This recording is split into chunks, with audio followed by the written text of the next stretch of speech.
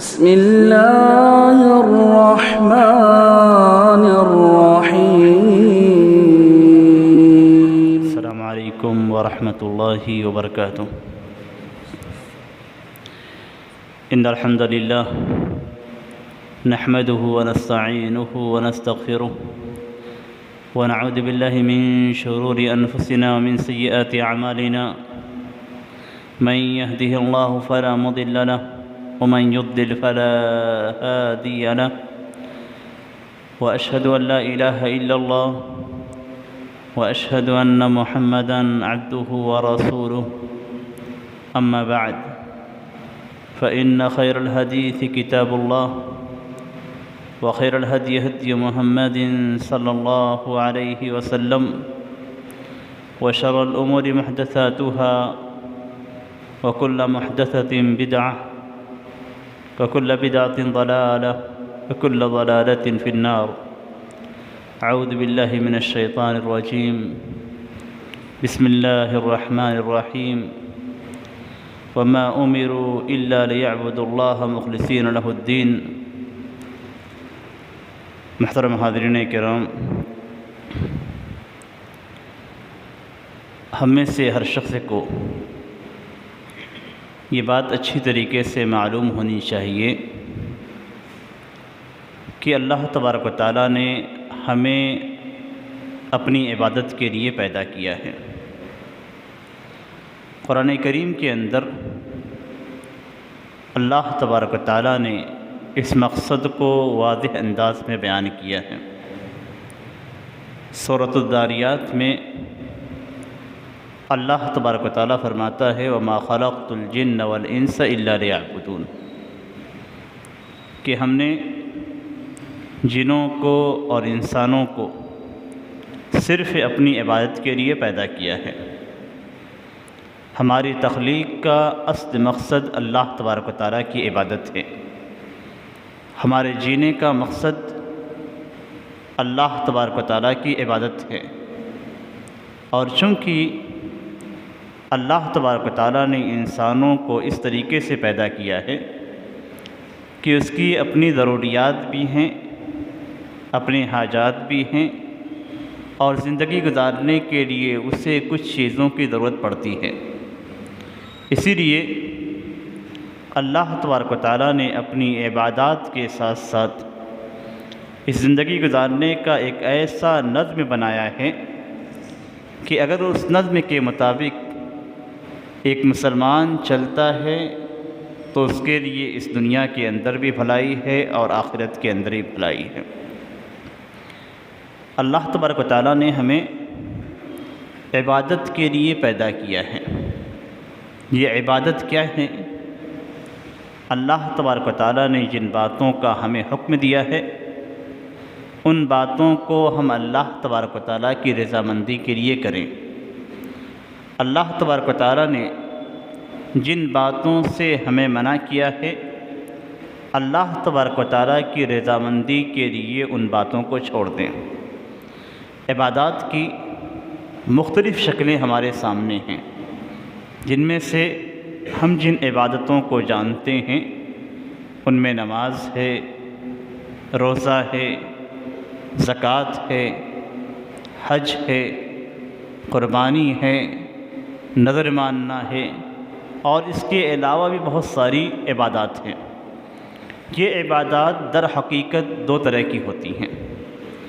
ایک وہ عبادت جو ہمارے دل سے متعلق ہے، جنہیں قلبی عبادات کہا جاتا ہے، قلبی اعمال کہے جاتے ہیں.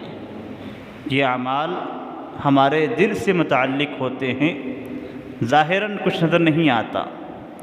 ہم عقیدہ رکھتے ہیں کہ اللہ تبارک و تعالیٰ ایک ہے. ہم ایمان رکھتے ہیں کہ نبی اکرم صلی اللہ علیہ وسلم اللہ کے رسول ہیں. ہم تمام انبیاء کرام پہ ایمان رکھتے ہیں. ہم نیت کرتے ہیں تو اللہ تبارک و تعالیٰ کے لیے کرتے ہیں. ہم جب کسی عمل کو انجام دینے کا ارادہ کرتے ہیں تو اس کا تعلق ہمارے دل سے ہوتا ہے. تو عبادات میں کچھ عبادات دل سے متعلق ہیں اور کچھ عبادات ہمارے بدن سے متعلق ہوتی ہیں. عبادات قلبیہ ہوتی ہیں اور کچھ عبادات دل کے علاوہ ہمارے بدن اور ہمارے مال سے متعلق ہوتی ہیں۔ یہ عبادات جب ہم کرتے ہیں تو اس کے کرنے پہ اللہ تبارک و تعالی ہمیں ثواب دیتا ہے، چاہے وہ دل سے متعلق ہو، چاہے وہ آپ کے عمل اور مال سے متعلق ہو۔ جو بھی صورت پائی جائے گی ان ساری صورتوں میں اللہ تبارک و تعالیٰ آپ کو اجر سے نوازے گا، لیکن اس کے لیے ایک بہت ہی اہم شرط لگائی جاتی ہے، اور اگر یہ شرط نہیں پائی گئی تو آپ کی یہ ساری عبادتیں بیکار ہیں۔ اگر یہ شرط نہیں پائی گئی تو آپ کتنی ہی اچھی عبادت کیوں نہ کریں، آپ کی عبادت بالکل بیکار ہے، کسی لائق نہیں ہے، اور نہ ہی اللہ تبارک و تعالیٰ ایسی عبادتوں کو قبول کرتا ہے۔ اخلاص، اللہ تبارک و تعالیٰ کے لیے عبادت کو انجام دینا۔ اخلاص کا لفظ ہم اور آپ بار بار سنتے ہیں، لیکن حقیقت میں اخلاص کیا ہے؟ کسی بھی عمل کو آپ صرف اللہ تبارک و تعالیٰ کے لیے کریں، یہ اخلاص ہے۔ دنیا کا کوئی بھی مقصد آپ کے ذہن میں نہ ہو، کوئی بھی دنیاوی غرض آپ کے ذہن میں نہ ہو، آپ اس کام کو صرف اللہ تبارک و تعالیٰ کے لیے کر رہے ہیں تو یہ اخلاص ہے۔ اگر اس میں ذرہ برابر بھی کوئی دنیاوی معاملہ آ جاتا ہے، اگر ذرہ برابر بھی ریاکاری آ جاتی ہے، ذرہ برابر بھی ہم اس سے عمل کو غیر اللہ کے لیے کرتے ہیں، تو ایسی صورت میں اللہ تبارک و تعالیٰ ان چیزوں کو رد کر دیتا ہے۔ اخلاص عبادت کے اندر بہت ضروری ہے، اسی لیے وما خلقت الجن والانس الا لیعبدون کہ ہم نے جنوں کو، انسانوں کو صرف اپنی عبادت کے لیے پیدا کیا ہے۔ اور عبادت کے ساتھ ساتھ ایک دوسری چیز، ایک دوسری آیت کو اگر ہم اس آیت سے جوڑ دیتے ہیں تو ایسی صورت میں ہمیں واضح طور پہ معلوم ہو جائے گا کہ ہر عبادت کے اندر ہر عبادت کے اندر اخلاص کا پائے جانا ضروری ہے۔ قرآن کریم کے اندر اللہ تعالیٰ فرماتا ہے وَمَا أُمِرُوا إِلَّا لِيَعْبُدُوا اللَّهَ مُخْلِصِينَ لَهُ الدِّينَ، لوگوں کو اس بات کا حکم دیا گیا ہے کہ وہ اللہ کی عبادت کریں۔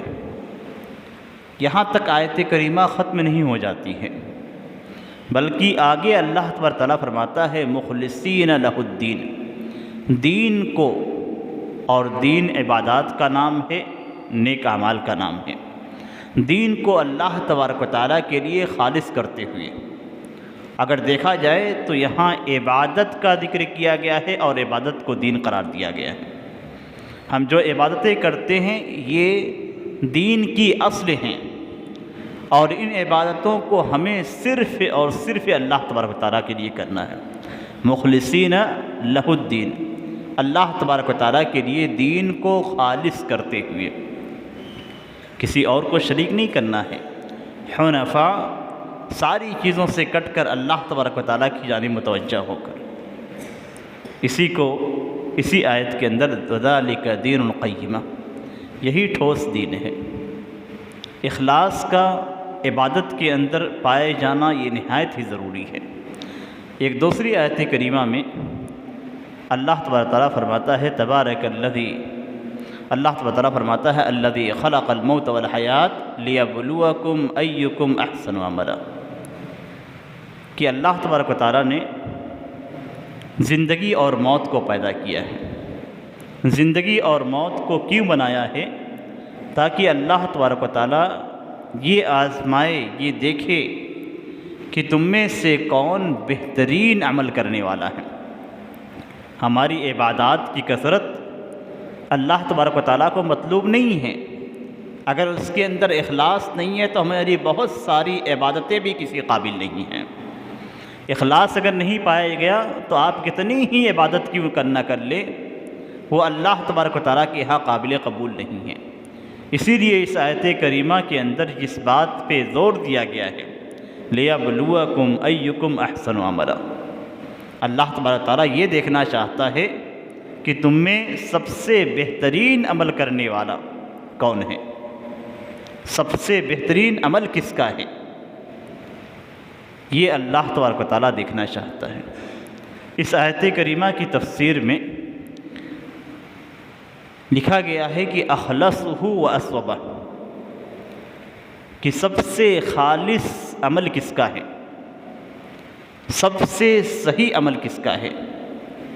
دو شرطیں پائی جاتی ہیں ہر عمل کے اندر۔ پہلی شرط کہ وہ عمل اللہ تبارک و تعالیٰ کے لیے خالص ہو، آپ کی عبادات ہیں، آپ کے نیک اعمال ہیں، یہ سب کے سب اللہ تبارک و تعالیٰ کے لیے خالص ہونے چاہیے۔ اور دوسری جو شرط پائی جاتی ہے وہ یہ کہ آپ کے اعمال سنت نبوی کے مطابق ہونے چاہیے، یعنی قرآن و سنت کے مطابق آپ کے عمل ہیں تو صحیح ہیں۔ اسی لیے پوچھا گیا کہ ما اخلصہ وما اصوب، کہ یہ خالص اور صحیح ہونے کا مفہوم کیا ہے؟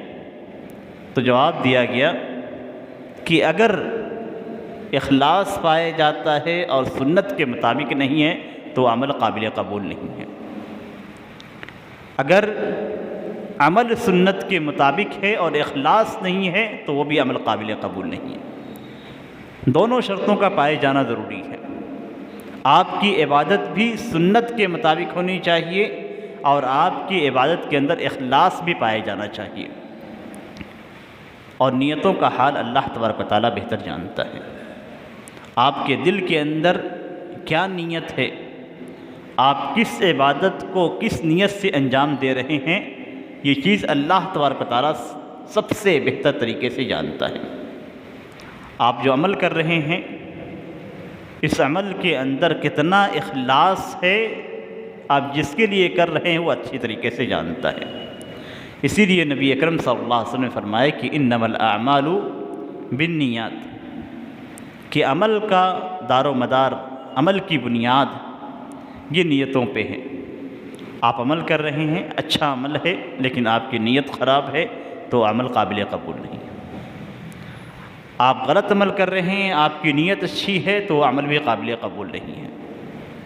نیت اور عمل دونوں کا صحیح ہونا ضروری ہے۔ آپ اچھا عمل کر رہے ہیں لیکن نیت الگ ہے آپ کی۔ آپ آتے ہیں، نماز پڑھتے ہیں، لیکن اللہ تبارک و تعالیٰ کے لیے نماز پڑھنے کے بجائے آپ کی نیت کے اندر کچھ اور مقصد بھی ہے، اور یہی مقصد آپ کی اس عبادت کو خراب کر دیتا ہے۔ نبی اکرم صلی اللہ علیہ وسلم کا فرمان ہے ان اخوف ما اخاف علیکم الشرک الاصغر، سب سے زیادہ مجھے جس بات کا خوف ہے تم لوگوں پہ وہ شرک اصغر ہے۔ صحابہ کرام نے پوچھا کہ شرک اصغر کیا ہے؟ تو آپ صلی اللہ علیہ وسلم نے فرمایا کہ ریاکاری ہے۔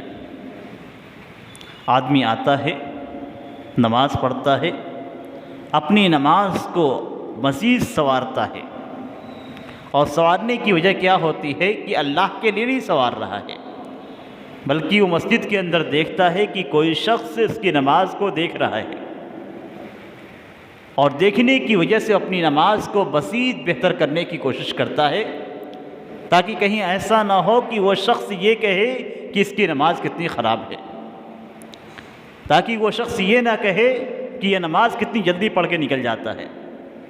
ہوتا ہے، اکثر ایسا ہوتا ہے کہ لوگ کسی کے تعلق سے بات کرتے ہیں کہ ارے وہ کتنی تیزی سے نماز پڑھ کے نکل جاتا ہے۔ لوگ کسی کے تعلق سے بات کرتے ہیں کہ بڑی اچھی بڑی لمبی نمازیں پڑھتا ہے، تو انسان کے ذہن میں یہ خیال آتا ہے کہ میں اپنی نماز کو خوب سنوار لوں، اچھا کر لوں، تاکہ دیکھنے والا میری تعریف کرے، اس کے دل کے اندر میری تعریف ہو جائے۔ اور کبھی کبھی تو ایسا بھی ہوتا ہے کہ ہمیں نہ دنیا حاصل ہوتی ہے نہ آخرت ملتی ہے۔ ہم نماز پڑھتے ہیں، ہمیں صرف ایسا محسوس ہوتا ہے کہ لوگ ہماری نمازوں کو دیکھ رہے ہیں اور ہم اپنی نماز کو اچھی کرتے جاتے ہیں۔ حالانکہ کوئی نہیں دیکھ رہا ہوتا ہے، صرف شیطان کا وسوسہ ہوتا ہے اور ہماری نماز کو خراب کر دیتا ہوتا ہے۔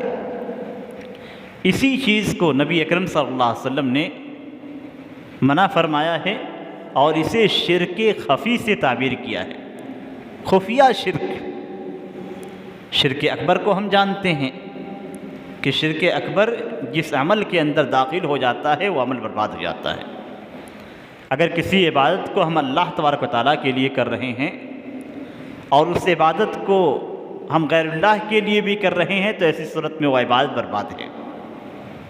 کوئی بھی عبادت ہو، ہر عبادت کو صرف اور صرف اللہ تبارک و تعالیٰ کے لیے کرنا ہے، غیر اللہ کا اس میں کوئی بھی حصہ نہیں ہونا چاہیے۔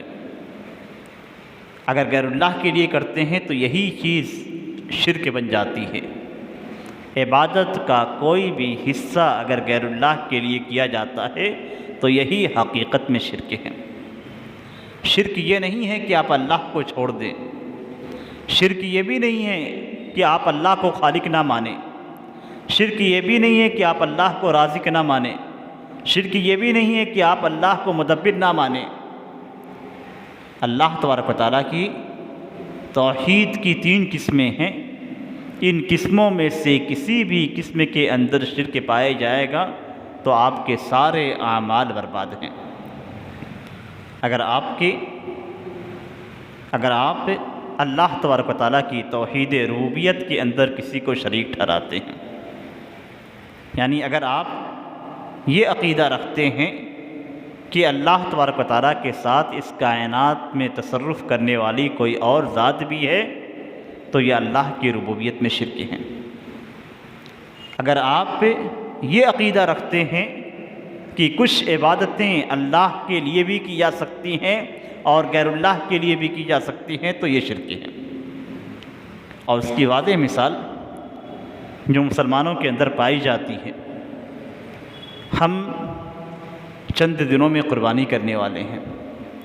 قربانی در حقیقت اللہ تبارک و تعالیٰ کے سامنے نیاز پیش کرنا ہے۔ ہم جسے اپنی زبان میں نیاز کہتے ہیں، یہ حقیقت میں قربانی اللہ تبارک و تعالیٰ کے سامنے نیاز پیش کرنا ہے۔ اور نیاز پیش کرنا، قربانی پیش کرنا یہ عبادت ہے۔ ہم جانور کو ذبح کرتے ہیں اللہ تبارک و تعالیٰ کے لیے، یہ نیاز کے طور پہ کرتے ہیں۔ نظر ایک الگ چیز ہے، نیاز ایک الگ چیز ہے۔ ہم اللہ تبارک و تعالیٰ کے لیے کر رہے ہیں۔ آپ دیکھیں گے کہ قبروں پہ نیاز چڑھایا جاتا ہے، قبر والے کے نام سے کسی چیز کو بانٹا جاتا ہے، کسی چیز کو لوگوں میں تقسیم کیا جاتا ہے۔ یہ قبر والے کے نام سے ایک عبادت کی جاتی ہے جس کا ہمیں شعور نہیں ہوتا۔ ہم یہی سمجھتے ہیں کہ نیاز ایک ہلکی سی چیز ہے جو قبر والے کے نام سے بانٹی جاتی ہے، قبر والوں کے نام سے سبیلیں لگائی جاتی ہیں، اور ہم یہ سمجھتے ہیں کہ یہ نیاز ایک ہلکا سا عمل ہے، اس کا کوئی تعلق عبادت سے نہیں ہے۔ حقیقت میں یہی عبادت ہے۔ ہم قربانی پیش کرتے ہیں، یہ بھی نیاز ہے۔ اگر آپ کوئی دوسری چیز پیش کرتے ہیں وہ بھی نیاز ہے۔ یہ عبادت صرف اور صرف اللہ کے لیے کرنی ہے۔ اور ہم میں سے اکثر مسلمان غیر اللہ کے نام کی نظر و نیاز مانتے ہیں، نظر بھی مانتے ہیں، نیازیں بھی چڑھاتے ہیں، اور نظر بھی صرف اللہ تبارک و تعالیٰ کے لیے ماننی ہے۔ یہاں تک کہ قسم کھانے کو اللہ کے رسول صلی اللہ علیہ وسلم نے غیر اللہ کے لیے قسم کھانے تک کو منع کیا ہے۔ نظر تو بہت اونچی چیز ہے، نظر تو صرف اللہ تبارک و تعالیٰ کے لیے مانی جائے گی، اور قرآن کریم کے اندر اس کی تعریف بھی کی گئی ہے، یوفون بالنظر، کہ یہ لوگ جو مومن ہیں وہ اپنی نظر کو پورا کرتے ہیں۔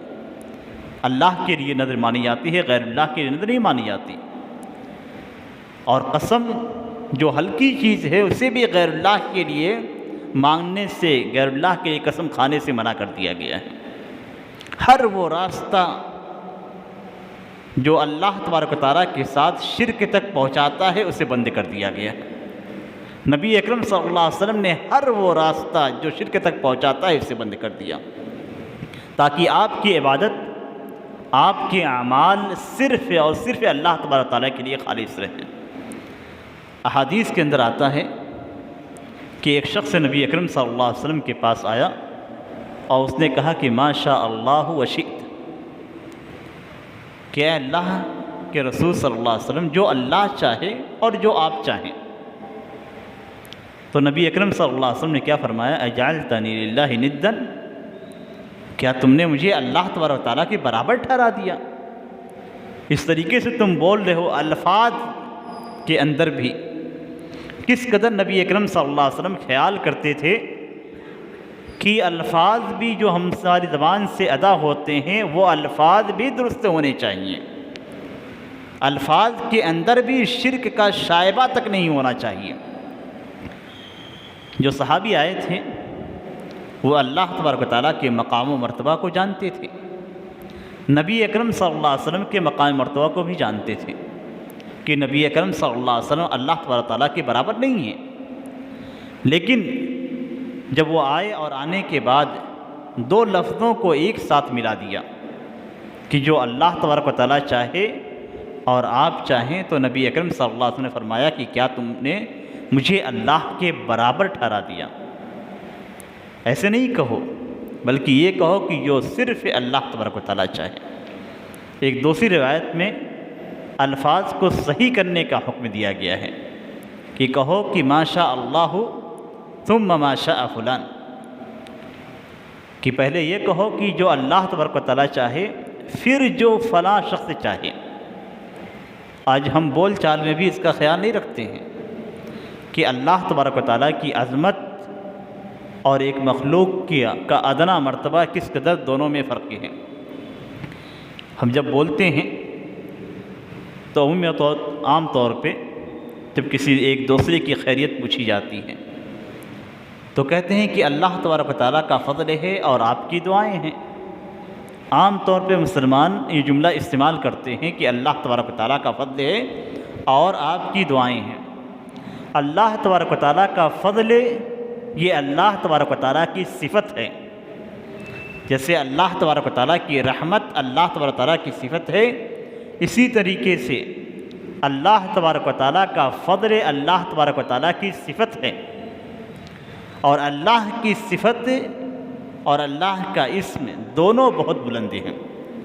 اللہ کی صفت بھی مخلوق نہیں ہے، لیکن ہماری دعائیں جو ہمارے زبان سے ادا ہوتی ہیں یہ مخلوق ہیں۔ یہاں ہم نے اللہ کی صفت کو اپنی دعاؤں کے برابر قرار دیا۔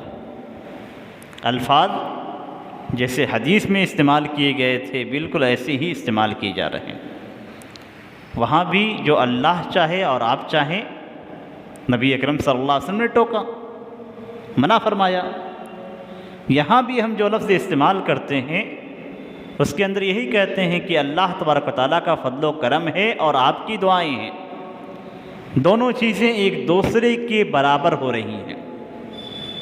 جس طریقے سے حدیث میں منع کیا گیا تھا اسی طریقے سے یہاں بھی ٹوکا جائے گا، منع کیا جائے گا۔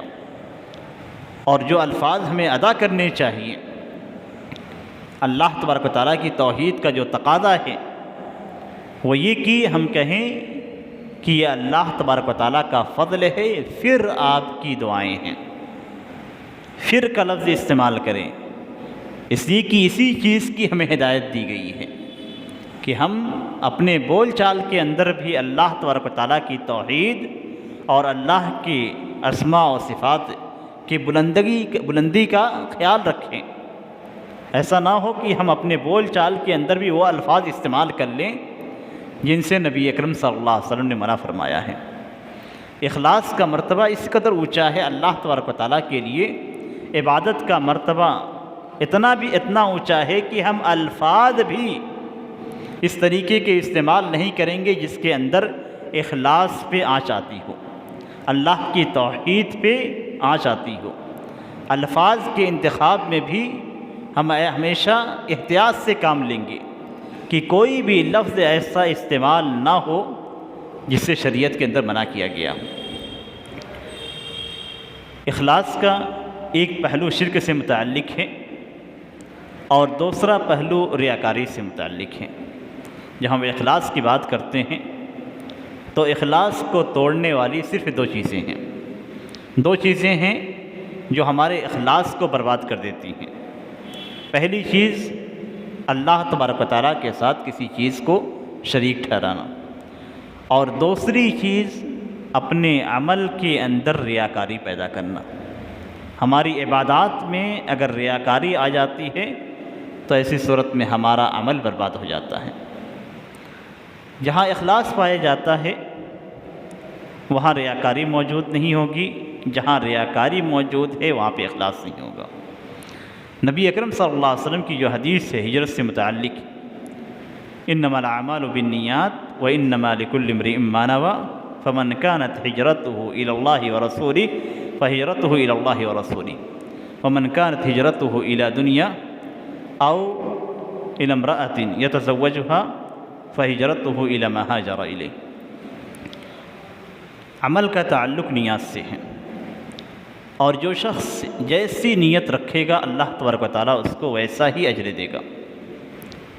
نیت کے اندر اخلاص ہے تو آپ کو اجر ملے گا، نیت کے اندر اخلاص کے علاوہ کچھ اور ہے تو ایسی صورت میں آپ کو اجر نہیں ملے گا۔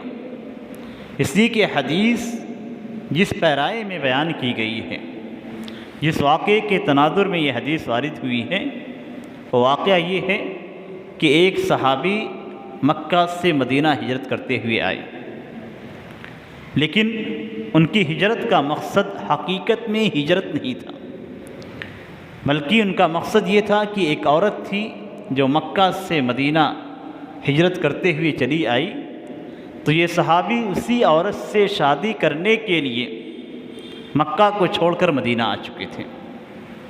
اسی کو اس حدیث کے اندر بیان کیا گیا ہے کہ جو شخص ہجرت کو اللہ اور اس کے رسول کے لیے اپناتا ہے تو اس کی ہجرت اللہ اس کے رسول کے لیے ہے، اور جو شخص ہجرت جیسے عمل کو دنیاوی چیز کو پانے کے لیے یا کسی عورت سے شادی کرنے کے لیے ہجرت کرتا ہے تو ایسی صورت میں جس مقصد کے تحت وہ ہجرت کرتا ہے اس کو وہی مقصد حاصل ہوگا۔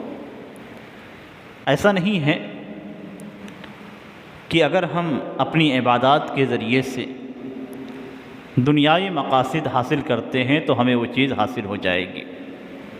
اس لیے کہ قرآن کریم کی بہت ساری آیات میں یہ بتلایا گیا ہے کہ اگر کوئی شخص سے عمل کرتا ہے اور اس عمل سے اس کا مقصود دنیا ہے، دنیا کو حاصل کرنا، تو ایسی صورت میں اللہ تبارک و تعالیٰ دنیا کا کچھ حصہ اسے دے دیتا ہے اور کبھی کبھی محروم بھی کر دیتا ہے۔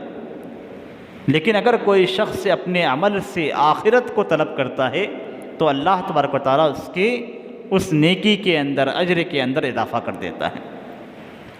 عبادات کا تعلق نیت سے ایسے ہی ہے جیسے آپ کسی بھی چیز کو چھوڑ دیتے ہیں تو برباد ہو جاتی ہے۔ اس قدر گہرا تعلق ہے عبادات کے اندر اور اخلاص کے اندر، اور جن عبادتوں کے اندر اخلاص پایا جاتا ہے اللہ تبارک و تعالیٰ ان عبادتوں کو قبولیت سے نوازتا ہے۔ عبادت آپ کی اگر اچھی ہے، دیکھنے میں بہت ہی بھلی ہے، لیکن مقصد اگر آپ کا نیک نہیں ہے تو اس کا انجام کیا ہوتا ہے؟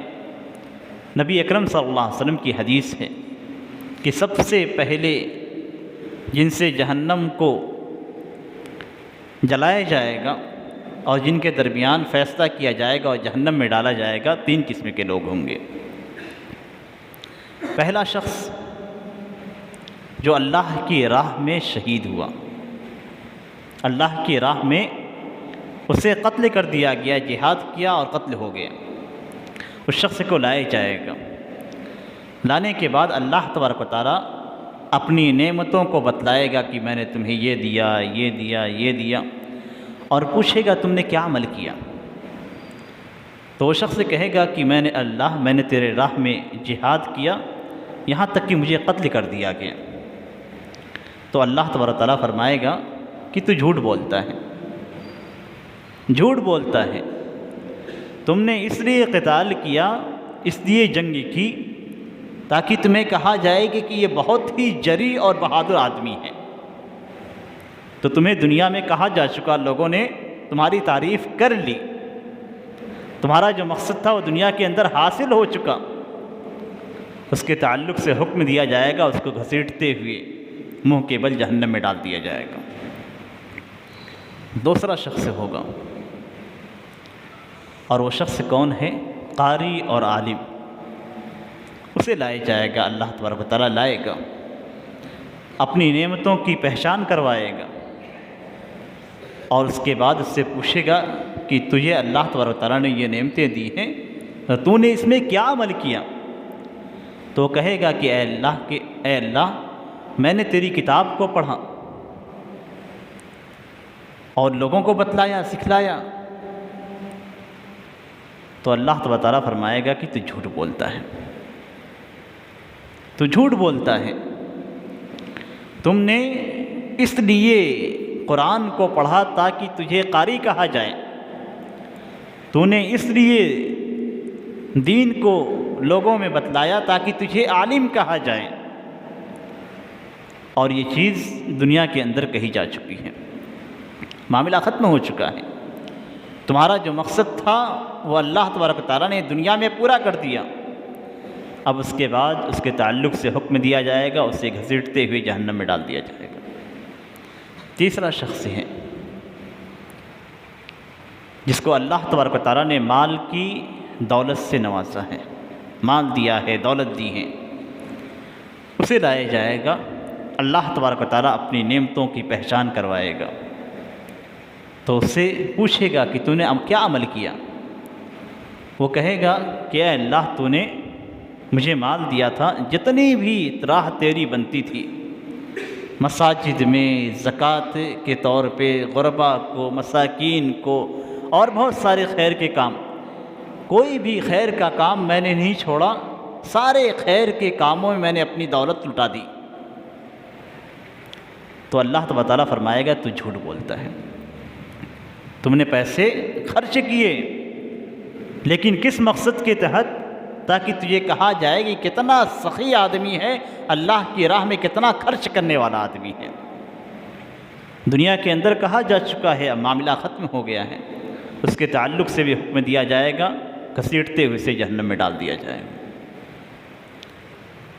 تینوں افراد جن کے تعلق سے حدیث کے اندر آتا ہے کہ جہنم کو ان سے بھڑکایا جائے گا، جہنم کو جلایا جائے گا، تو ان کے ذریعے سے جلایا جائے گا۔ اگر غور کیا جائے تو ہمارے معاشرے کے اندر بھی ایسے افراد موجود ہیں،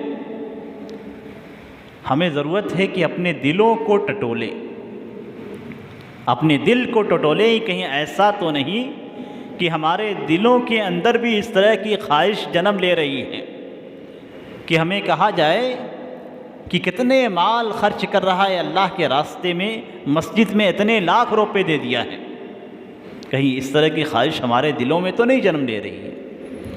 کہیں ایسا تو نہیں کہ ہم پنج وقتہ نماز پڑھتے ہیں اور ہمارے دل کے اندر یہ خواہش ہو کہ لوگ کہیں کہ یہ بہت ہی پکا نمازی ہے؟ کہیں ایسا تو نہیں کہ ہم دین کی ساری چیزوں پہ عمل کر رہے ہیں اس لیے کہ لوگ کہیں کہ یہ بہت ہی دیندار ہے، اس لیے کہ اس کا انجام آخرت میں بہت ہی بھیانک ہونے والا ہے؟ صرف اخلاص اللہ تبارک و تعالیٰ کو پسند ہے۔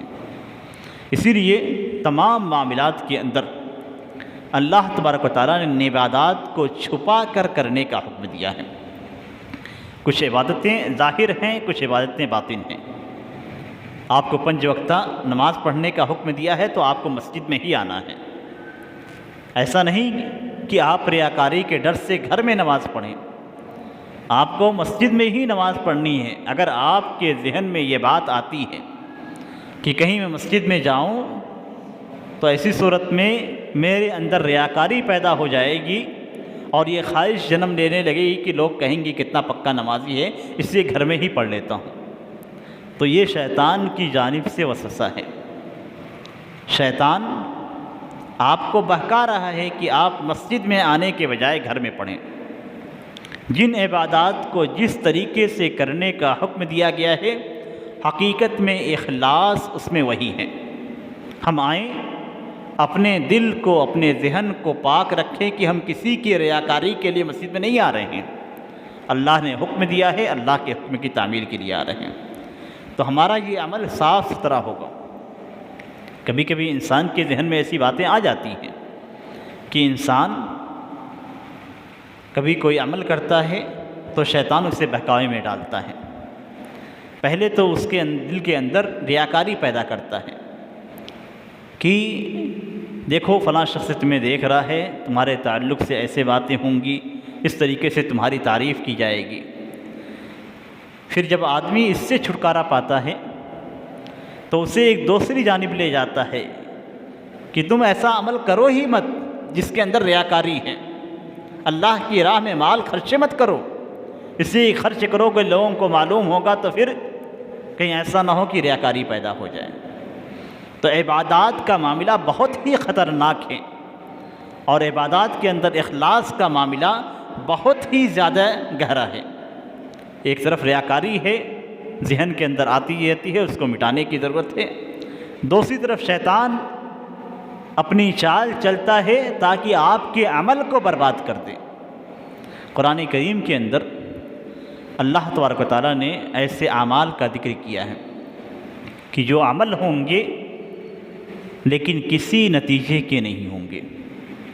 وَقَدِمْنَا إِلَى مَا عَمِلُوا مِنْ عَمَلٍ فَجَعَلْنَاهُ هَبَاءً مَنْثُورًا، کہ انہوں نے نیک عمل کیے ہوں گے لیکن اللہ تبارک و تعالیٰ اس کو اڑتی ہوئی دھول کی طرح بنا دے گا، اس لیے کہ اس کے اندر اخلاص کی کمی تھی۔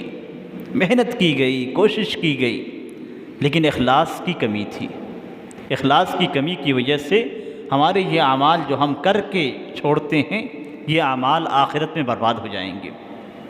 وہیں اگر دیکھا جائے تو اخلاص اگر کسی عمل کے اندر ہے تو عمل تھوڑا ہی کیوں نہ ہو، اللہ تبارک و تعالیٰ کے یہاں بہت زیادہ اونچا مرتبہ رکھتا ہے۔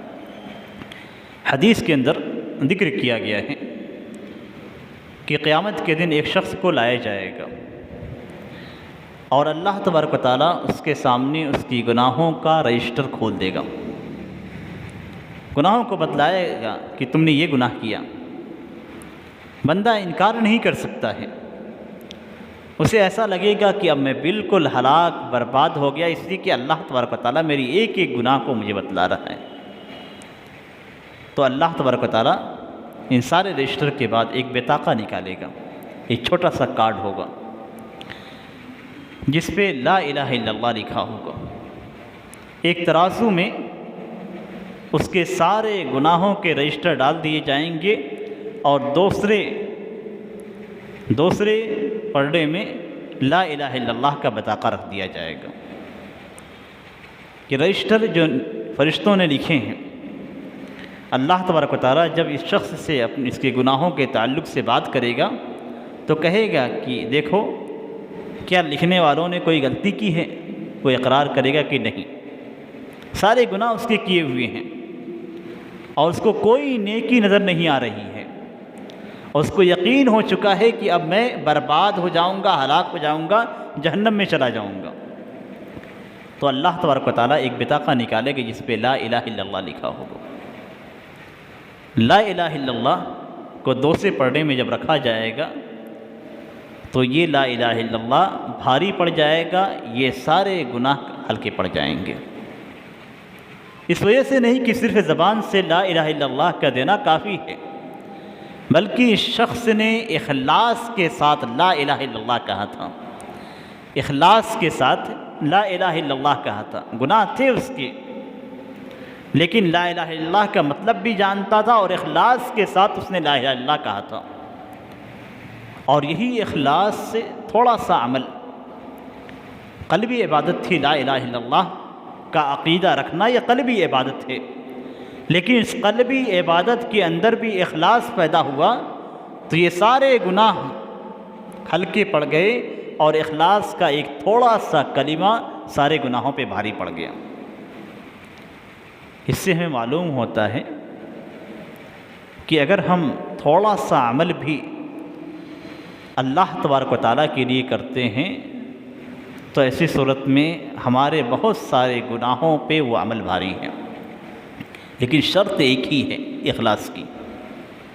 اخلاص اگر نہیں ہے تو گناہوں کے مقابل میں اس کی کوئی ویلیو نہیں ہے۔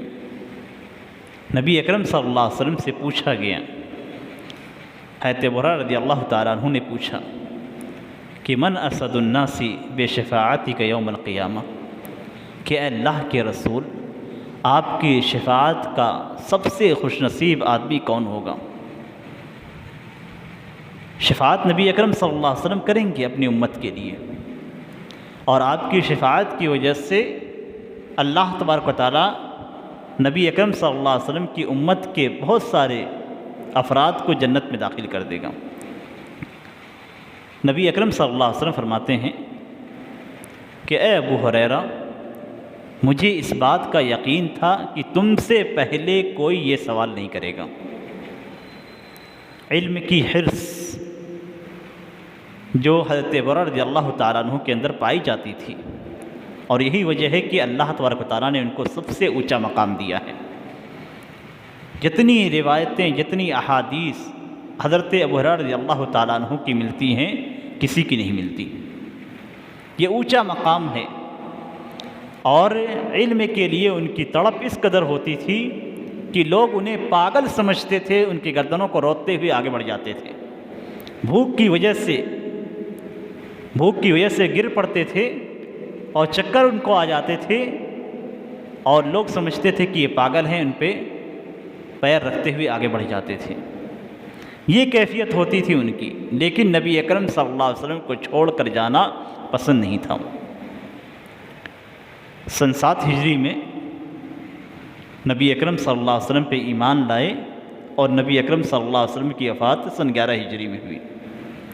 ٹوٹل 4 سال اگر آپ جوڑتے ہیں، زیادہ سے زیادہ 4 سال نبی اکرم صلی اللہ علیہ وسلم کے ساتھ رہے، اور سب سے زیادہ روایتیں حضرت برہ رضی اللہ تعالیٰ عنہ کی ہیں۔ یہ طلب تھی، یہ لگن تھی ان کے اندر علم کے تعلق سے، اور یہ لگن نبی اکرم صلی اللہ علیہ وسلم نے محسوس کی تھی۔ اسی لیے نبی اکرم صلی اللہ علیہ وسلم نے فرمایا کہ مجھے پوری امید تھی کہ تم سے پہلے کوئی شخص یہ سوال نہیں کرے گا، اس لیے کہ میں نے تمہارے اندر حدیث کی، علم کی طلب اور حرص دیکھی ہے۔ پھر نبی اکرم صلی اللہ علیہ وسلم نے فرمایا کہ اسعد الناس بشفاعتی یوم القیامہ من قال لا الہ الا اللہ خالصا من قلبی، کہ جو شخص اخلاص کے ساتھ، دل کے اخلاص کے ساتھ جو شخص لا الہ الا اللہ کہتا ہے، وہ میری شفاعت کا سب سے زیادہ حقدار ہے۔ اگر لا الہ الا اللہ حقیقت میں ہم اپنے دل سے کرتے ہیں، اخلاص کے ساتھ کہتے ہیں، اور اخلاص کا مفہوم یہی ہے کہ لا الہ الا اللہ کا جو تقاضا ہے، ان تقاضوں کو، ان شروط کو پورا کرے اور اس کے مطابق ہی اللہ کی عبادت کریں، تو ایسی صورت میں ہم نبی اکرم صلی اللہ علیہ وسلم کی شفاعت کے حقدار ہوں گے۔ اخلاص اگر آپ کے اعمال میں ہے تو یہ اخلاص آپ کو بہت ساری مصیبتوں سے نجات دلائے گا۔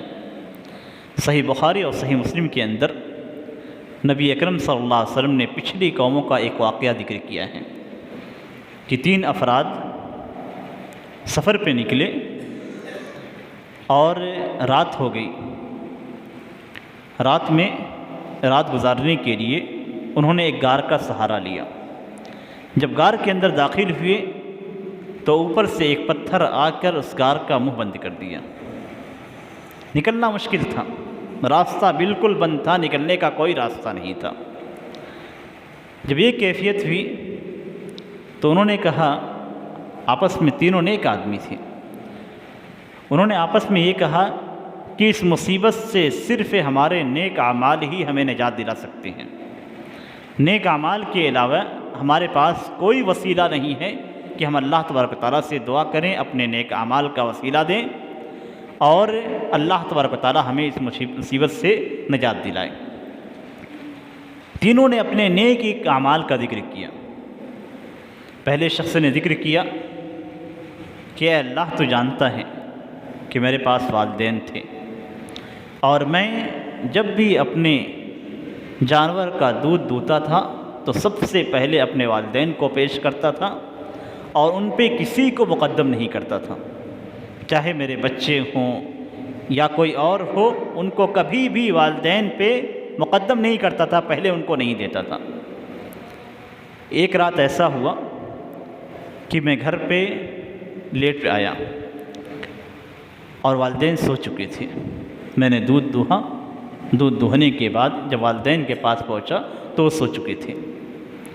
میں پیالہ لے کر پوری رات ان کے سامنے کھڑا رہا کہ کب وہ بیدار ہوں گے اور میں انہیں دودھ پیش کروں۔ بچے گھر میں تھے، لیکن نہ بیوی کو دیا، نہ بچے کو دیا، نہ خود پیا، لے کر کھڑے رہے۔ فجر کی اذان ہوئی، فجر کا وقت ہوا تو والدین جاگے۔ جب جاگے تو میں نے انہیں دودھ پیش کیا، انہوں نے دودھ پیا۔ اگر میں نے یہ عمل اے اللہ تیرے لیے خالص کرتے ہوئے تیری رضامندی کے لیے میں نے کیا ہے تو اس مصیبت سے ہمیں نجات دلا۔ پتھر تھوڑا سا کھسک گیا، تھوڑا سا سرک گیا، لیکن ابھی اتنی جگہ نہیں ہوئی تھی کہ اس سے نکل سکے۔ دوسرے شخص نے دعا کی کہ اے اللہ میری ایک شہزاد تھی جو مجھے بہت محبوب تھی، اور میں چاہتا تھا کہ اس کے ساتھ میں بدکاری کروں، لیکن وہ کسی بھی طور پہ راضی نہیں ہوتی تھی۔ پھر ایسا ہوا کہ قحط کا وقت ہوا، اناج ختم ہو گئے اور قحط سالی پڑی تو مجبور ہو گئی، اور مجبور ہونے کے بعد میرے پاس آئی تو 120 دینار کے بدلے میں نے اس سے اس کا نفس طلب کیا، اس کا بدن طلب کیا، اور وہ مجبوری کی صورت میں راضی ہو گئی۔ جب میں بدکاری کرنے کے لیے اس کے ساتھ بیٹھا تو اس نے کہا کہ اللہ تبارک و تعالیٰ سے ڈرو، اور جو چیز تمہارے لیے حلال نہیں ہے اس کو حلال طریقے سے حاصل کرو۔ تو اس کے بعد وہ شخص اسے اسی حالت میں چھوڑ دیتا ہے، اس کے ساتھ بدکاری نہیں کرتا اور لوٹ جاتا ہے۔ دعا کرتا ہے کہ اے اللہ اگر میں نے یہ کام، یہ عمل تیری رضا کے خاطر کیا، اخلاص کے ساتھ کیا، تو ہم سے اس پتھر کو دور کر دے اور اس مصیبت سے ہمیں نجات دلا دے۔ تھوڑا سا سرک جاتا ہے لیکن نکلنے کا راستہ نہیں بنتا ہے۔ پھر تیسرا شخص دعا کرتا ہے کہ اے اللہ میرے پاس کئی کام کرنے والے ہوتے تھے، مزدور ہوتے تھے، ان مزدوروں کو میں ان کی اجرت دیتا تھا، لیکن ایک مزدور مجھ سے ناراض ہو کر اپنی اجرت لیے بغیر چلا گیا، تو میں نے اس کی اجرت تجارت میں لگائی، اس سے خریدا، یہاں تک کہ بہت ساری بکریاں ہوں گئی، بہت سارے جانور ہوں گے، اور بہت سارے باغات اور ساری چیزیں ہو چکی۔ پھر ایک روز وہ آتا ہے اور آنے کے بعد اپنی اجرت طلب کرتا ہے، تو میں نے اس سے کہا کہ یہ سارے جانور جو تم دیکھ رہے ہو، یہ سارے کے سارے جانور تمہارے ہیں۔ تو اس نے کہا کہ کیا تم اس سے مذاق کر رہے ہو؟ تو انہوں نے کہا کہ میں مذاق نہیں کر رہا ہوں، بلکہ یہ سارے جانور تمہاری اجرت کے پیسوں سے لیے گئے ہیں، بڑھتے گئے بڑھتے گئے بڑھتے گئے، یہاں تک کہ اتنے زیادہ جانور ہو چکے۔ اس شخص نے اپنا پورا جانور لیا اور ایک جانور بھی نہیں چھوڑا اور چلا گیا۔ تو اگر یہ عمل میں نے تیرے لیے خالص طور پہ کیا ہے، تیری رضامندی کے لیے کیا ہے، تو اس پتھر کو ہم سے دور کر دے۔ پتھر سرک جاتا ہے، نکلنے کی جگہ بن جاتی ہے اور نکل جاتے ہیں۔ اس حدیث کے اندر جو سب سے اہم بات ہے وہ یہ کہ ہر کسی نے اپنے نیک عمل کا وسیلہ دیا تھا، اور اس نیک عمل کے اندر جن بات کا وسیلہ دیا گیا تھا وہ اخلاص کا، کہ اگر میں نے یہ عمل تیرے لیے خالص طور پہ کیا ہے تو ہمیں نجات دلا۔ وہ عمل جو نیک ہو، جس کے اندر اخلاص ہو، اس عمل سے اللہ تبارک و تعالیٰ بہت ساری مصائب کو دور کرتا ہے، اور وہ عمل ہمارے لیے جائز وسیلوں میں سے ایک وسیلہ بن جاتا ہے، جس کو ہم اپنائیں تو ہمارے لیے نجات کا راستہ بن جائے گا۔ اس پورے درس کا جو خلاصہ ہے، اس پورے خطاب کا جو خلاصہ ہے وہ یہ کہ عبادات ہماری سنت کے مطابق ہونی چاہیے، اور عبادات کے اندر اخلاص کا پائے جانا نہایت ضروری ہے۔ کسی بھی عبادت کو غیر اللہ کے لیے نہ کیا جائے، اور کسی بھی عبادت کے اندر ریاکاری شامل نہ ہو۔ یہ چند باتیں تھیں جو میں آپ لوگوں سے کرنا چاہ رہا تھا۔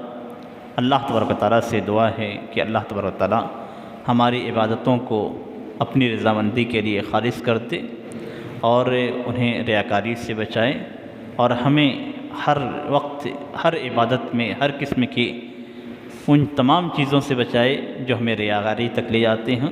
ہمیں شیطان کی فتنوں سے محفوظ رکھے اور ہماری حفاظت فرمائے۔ آمین۔ وصلی اللہ علی نبینا محمد وعلی آلہ وصحبہ وسلم۔ السلام علیکم ورحمۃ اللہ وبرکاتہ۔